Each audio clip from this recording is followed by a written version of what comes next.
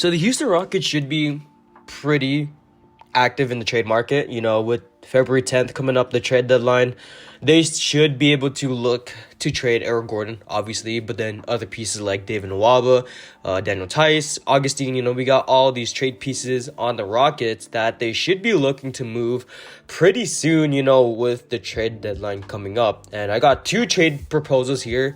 For Errol Gordon and David Nwaba. Hopefully you guys like these trade proposals. You guys can let me know if you liked them in the comments down below.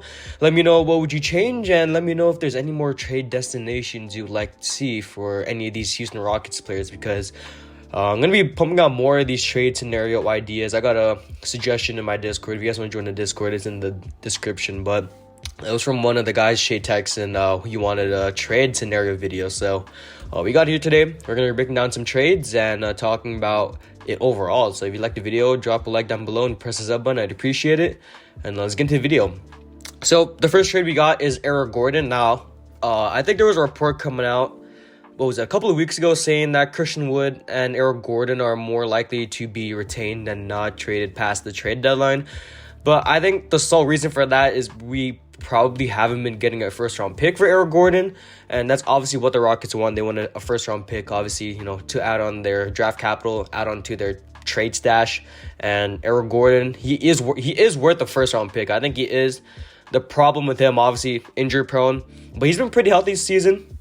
And the second thing, he's been pretty inconsistent throughout his career. Not saying this season alone, but throughout his career. So this trade sends Errol Gordon to the Cleveland Cavaliers for Ricky Rubio and a lottery-protected first-round pick from the Cavs in 2022. So the reason I like this trade is that, A, it matches salary, so Errol Gordon for Ricky Rubio. We do get a lottery-protected pick out of Errol Gordon.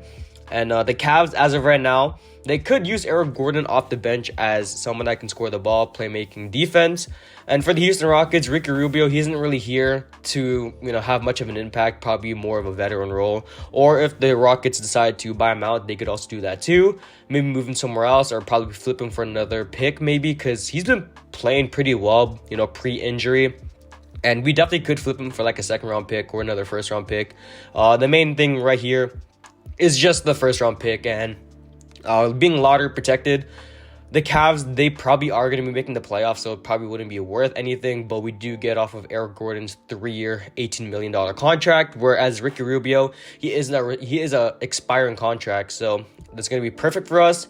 We do free up some money in the future, and really the only contract we're going to have to pay in the future is John Wall and Christian Wood, but honestly, I think most Houston Rockets fans could, disagree with this trade. Obviously, with the pick being lottery protected, we definitely could get a better trade. But considering the amount of trade requests, or not trade requests, but trade proposals for Errol Gordon, and how we've basically declined almost all of them, it basically just proves that the Rockets aren't getting what they wanted. And this trade alone, if we get the first round pick already, then I'm already pretty okay with this. It's a lottery protected. We could look to pretty much flip it at the trade deadline. Well, not trade. I mean, we could. We also could look to flip it at the draft if we wanted to, depending on what pick we get. And overall, I just see it as a great trade for the Houston Rockets. We're saving some money. Ricky Rubio on a 1-year deal. We could either buy him out. We could either probably run him off the bench. We can probably not even play him because he's still injured right now. So I'd see this as a W for the Houston Rockets. Let me know what you guys think about it. And honestly, I'm pretty okay with this trade. The second trade, it involves the Phoenix Suns, and it involves sending David Nwaba for Jalen Smith. So there's a couple of problems with this trade. It does match salary because Nwaba's making, $5 million, right? I think it's $15 million for 3 years. And Jalen Smith, he's making $4 million. I think he's on the last year of his deal, but I think he's a player. I'm not too sure about his contract situation, but it does match salary. The only real thing that concerns me about this trade is that the Suns won't be willing to trade for, a fringe bench player in David Nwaba. Jalen Smith, he is pretty young. I think he was the 10th pick in the 2020 draft, so I don't really think they would trade someone that has a lot of potential for a fringe bench player. Now, for the Houston Rockets, this obviously is a big W. If, getting rid of David Nwaba, is already a big W. He is one of our most valuable trade pieces overall, and getting him for a 2020 pick in the first round, 2020 pick in the first round, 10th pick overall, I mean, that'd be an absolute steal. With Jalen Smith not I think his contract has to be a player option. Or I think the Suns declined to re-sign him. It was one of those things, honestly. And with Jalen Smith not coming back to the Suns, I think him on the Rockets would be pretty interesting, off the bench especially, because, you know, Daniel Tice isn't playing. Garuba underwent surgery, so he's going to be out for a majority of the season. Şengün and Christian Wood, obviously, we know what those guys can do, but bringing in another big in Jalen Smith, someone that can play some defense, that could, you know, kind of shoot the ball. If we're looking at overall stats, I haven't seen too much game time for Jalen Smith because he's been in and out of the rotation for the Phoenix Suns. You know, they have Bismack, they have JaVale McGee, they have DeAndre Ayton. He's been in and out of the rotation. This season alone, he's averaging 6 points on 6 rebounds, 6 points. That's basically it. 46 from the field and 23 from 3. He isn't known for his 3-point shooting, but someone that can grab some rebounds and, you know, score the ball. But this would be a pretty great trade.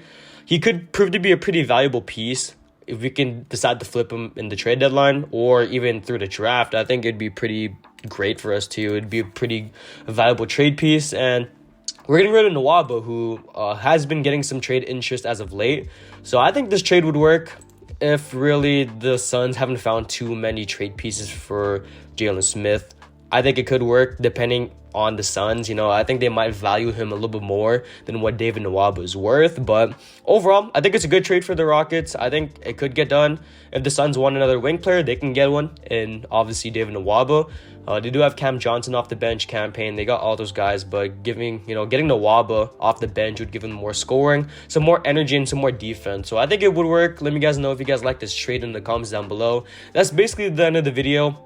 I haven't found too many trade scenarios because most of them have included either Christian Wood, who obviously isn't going to be going anywhere because the Rockets have said that, or it's pretty abysmal in terms of like trades, like Errol Gordon to the Lakers for THT, Kendrick Nunn, and like 2 second-round picks. I'm not too sure how I feel about that. And the 2 second-round picks were paired with Errol Gordon, and there's just no way the Rockets would just trade 2 second-round picks for THT and Kendrick Nunn. So most of these trades are pretty abysmal. I didn't want to include them in these videos. If you want me to talk about them, I could, but just let me know in the comments. But that's the end of the video. I'm GDC, and I'm out. Peace.